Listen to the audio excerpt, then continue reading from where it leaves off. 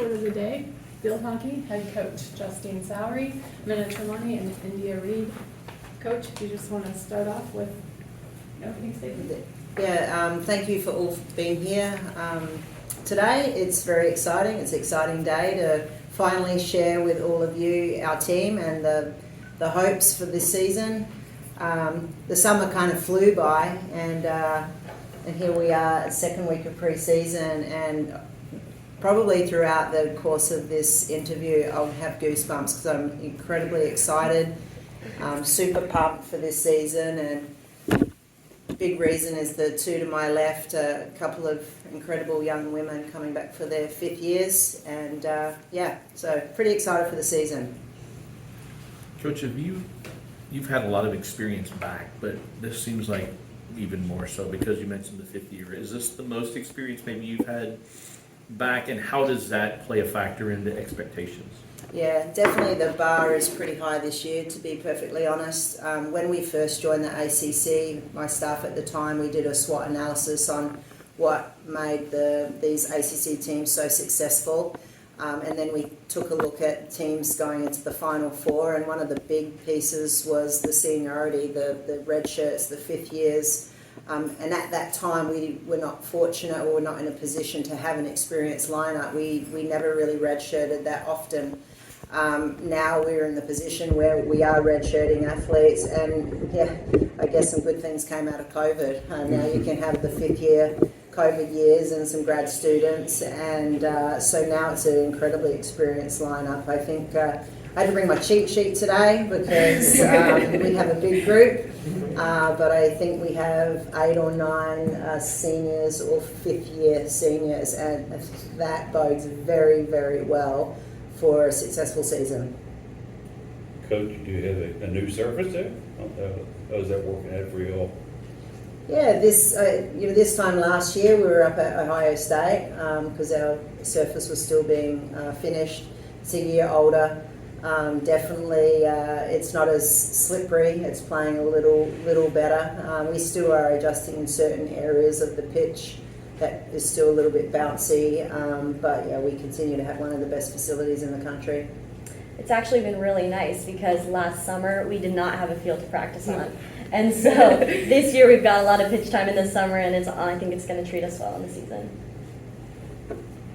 For India and for both of you, the experience, what does that play a factor into? How have you seen kind of things different this year? Does maybe they not have to teach? You kind of know how to do things because you guys have been through it so many times. Is that the biggest thing? I definitely think so, but I also think the experience of just going through preseason, going through a summer, we were really able to bring in the freshmen, bring in the rest of the underclassmen, so it was really easy to start building the culture through them, which really I think is going to help us long term through the season.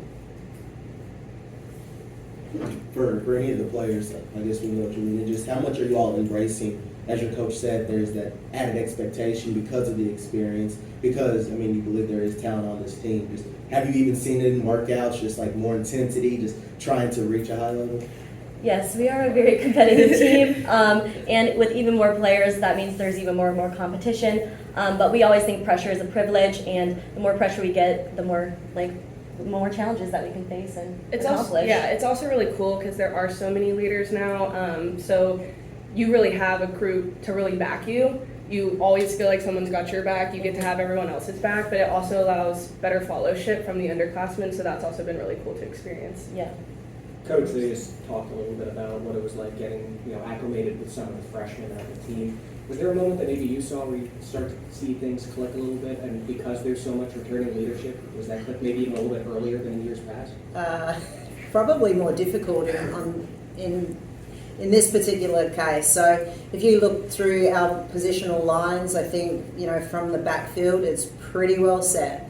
Probably one of the best backfields in the country. The midfield, pretty well set. We have a young freshman coming in, Lara Niebler. I'm going to get all these names wrong here. That's why I have my cheat sheet. She's going to add further depth in that midfield to an already incredibly talented and experienced midfield. The problems we're trying to solve is our goalkeeping, which we definitely have some capable goalkeepers that we're working with right now, but it's our forward line. 11 forwards competing for not many spots. And so it really, we tried to change our strategy probably 3 or 4 days into pre-season, trying to, just figure out how we want to integrate them, how to get further along. It goes deep, and I think whoever gets that starting lineup on the first game is going to look very, very different from the 6th game to the 11th game to the 17th game. It's really exciting. When you look at last year, yes, we went to the NCAA tournament, but statistically, from an attacking standpoint, we were probably the lowest that we've been in 12 years. Not just in the circle with field play, but also penalty corner return as well. So I know this crew here worked really hard with the penalty corners throughout the spring, but it's trying to find that lineup, working different combinations. And it was actually this morning where we had a couple of aha moments. We're like, okay, we'll be fine. Yeah, I was going to say, it was today, I think, that we were like, great, stuff is clicking. I had no issue that these guys would figure it out, because we do have a great backfield, midfield that have played 3, 4, 5 years together. So that wasn't a concern. It's trying to get the click going up front. You just kind of answered this a little bit, but you've got a lot of experience back, but you also have a big group of newcomers. Yeah. Who can we expect to see some kind of in the mix there as the newcomers? Yeah, besides Lara, we'll have to immediately shift to the striker line. It's exciting for the future. I think both India and Minna are probably pretty excited right now, but 2 freshmen in particular have impressed us from day one, and it's Lauren Masters from New Jersey, but really exciting, and India's probably excited about another Louisville lady, Tyler Everslage from Assumption.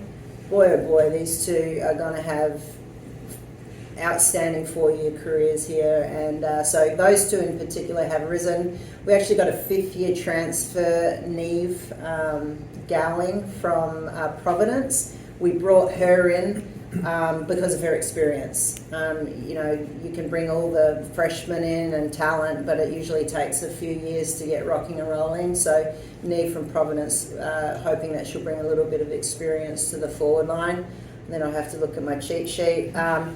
I do think that Chloe Plum has great potential, and she's the younger sister of Amy Plum. She's coming off of a surgery earlier in this year, and it's taking a little while to get her feet underneath her, so to speak. But it's exciting to see how strong, how deep we are, and freshmen are going to be competing for those starting positions. I don't think I've ever seen that before. We've usually had some gaps in certain areas, but I have a strong feeling that some of our returners are feeling a little bit of stress right now with what some of our freshmen have put out there on the pitch. And then last but not least, our goalkeeper, we got a 5th-year transfer from Hofstra, Merline Vandervet, and goes by Mare. She is going to provide a little bit of stability for us from an experience standpoint, hopefully between the pipes. Justine, as a follow-up, you mentioned as people competing for spots. Even the players chuckled a little bit earlier when they said they are a competitive team. Have you seen things maybe even in practice, or has it been intense at times where you can see everyone kind of having that? Well, it probably gets more intense when I'm umpiring and I don't blow the whistle. So I had some grumpy pants next to me earlier today. No, they're always competitive. They really are. They compete hard, they compete fair. But they know that's what's expected within our program, and that's only going to make us better. It's who we are, it's what we do. But I think sometimes when I don't blow my whistle, it could sometimes get a little out of control, a little aggressive, but our more experienced players can still keep in control. Talk about the schedule, talk about the ACC, and I guess, will it be weird to play against someone, that you coached against as a player? Erin, she's probably your all's age, I would imagine. Is that going to be kind of weird? Yeah, there's also, it's just a power dynamic because we also played against her as well. Yeah. And just seeing her as a coach, it's just a very different vibe. Yeah. Yeah. We want to beat them though. Yeah. Our goal's always Interestingly, I think we are their first ACC game at Karen Shelton Stadium. already having weird dreams with both Erin Matson and Karen Shelton in them, so not sure what that means. Obviously, they're going to be pretty strong. They don't have Erin Matson on the field though, and she could change a game like that. They still have a very, very talented lineup, and it will go deep, but it will look very, very different. I think UVA is probably a team that I expect to be right up there at the top, and then every other team is going to be on any given day. Anyone can win. The way you built your schedule again is to prepare for that. You're challenging them early on. It's not an ideal schedule, to be honest, but it's become more and more challenging to schedule with some budgets of some of the mid-major schools and so forth.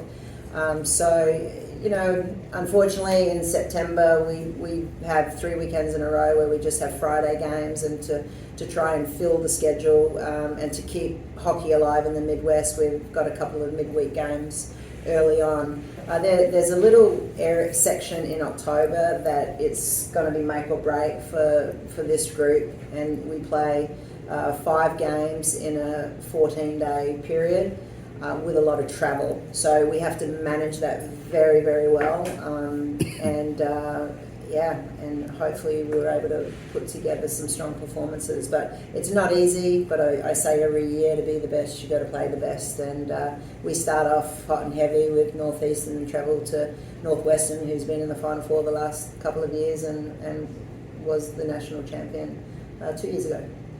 For Justine and the players, you talked about making the tournament last year, so obviously a lot of success, but did the way things end over the last few weeks and in the tournament serve as motivation going into this year? Very much so. Yes. We even have an entire theme this year called Attack the Gap that we formed after losing to Penn State 5-0. We will not forget that, Justine. She constantly reminds us. But you want to explain what Attack the Gap means? Yeah, so our coaches kind of came up with this theme where we kind of looked at where we were deficient throughout the season, where we fell short in those final games, and how we could attack the gap necessarily. So just really attacking those things that we needed to get better at. So we talk about the concept of getting 1% better every single day. We had focus points, we did individual player development plans, and we were just really on the ball with it through the spring, and then we really brought it into the summer, and then we're going to follow that theme throughout the rest of the fall. You can get my cheat sheet here. You started off last season with 6 wins, 3 of them against ranked teams, didn't finish as well. What was the difference early versus late, and how much of that was injuries or other factors?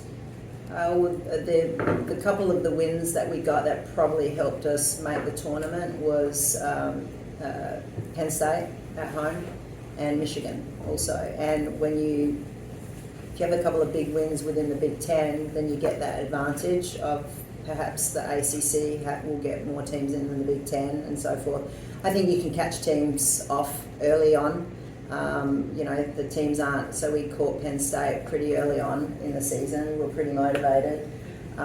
What you don't want is to match up with a team like that the second time round, because they're going to have a chip on their shoulder and they're not going to let that happen again. That just naturally happens when you get 2 teams match up in the top 5, 6 or top 10 in the country. They have some difference makers on that team. And they were the difference in that particular game. We definitely want to take a look at how we are managing practices and loads and travel. Some things you can't do anything about. It is what it is. Where we go to Duke and we come back and play Iowa. So we just need to manage it well. But part of the attacking the gap piece that we really worked on, and I think leadership and experience should play a part, is making, like when we huddle before a game, between periods, after goals are scored, that I think they're very well coached and have that experience on how to manage huddles. And I say to stop the bleed, like let's not let 1 goal turn into 2 goals against us, or 2 to 3 or 3 to 4. We're going to stop the bleed much earlier. And so we've practiced it for since January the 8th when we came back. And so definitely have a lot more faith in this group with the experience and the lessons that they've learned. Thank you.